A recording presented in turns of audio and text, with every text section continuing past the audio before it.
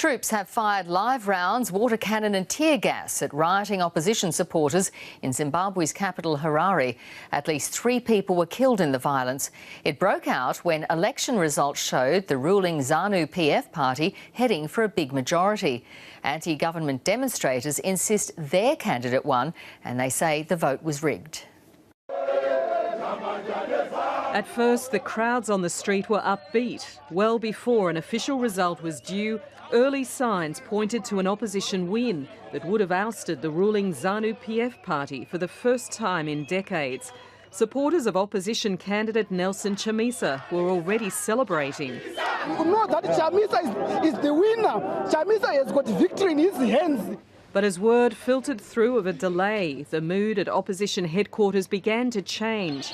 Chamisa's supporters were convinced the result was rigged. They burnt posters of the ruling party as news emerged that President Mnangagwa was in the lead.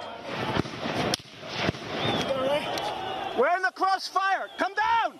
No! Very quickly, the streets descended into violence.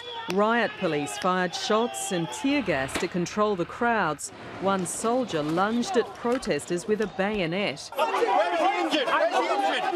As they ran in fear, some people fell to the ground wounded. Several were killed.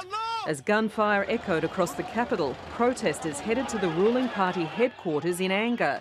But the president and party officials blamed the opposition.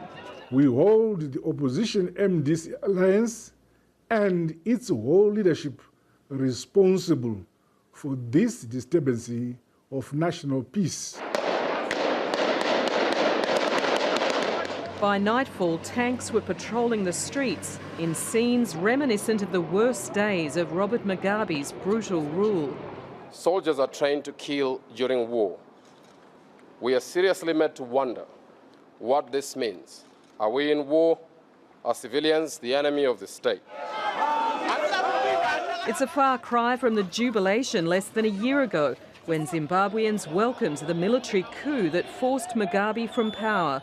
Now they fear a return to undemocratic and dictatorial rule. Anne Barker, ABC News.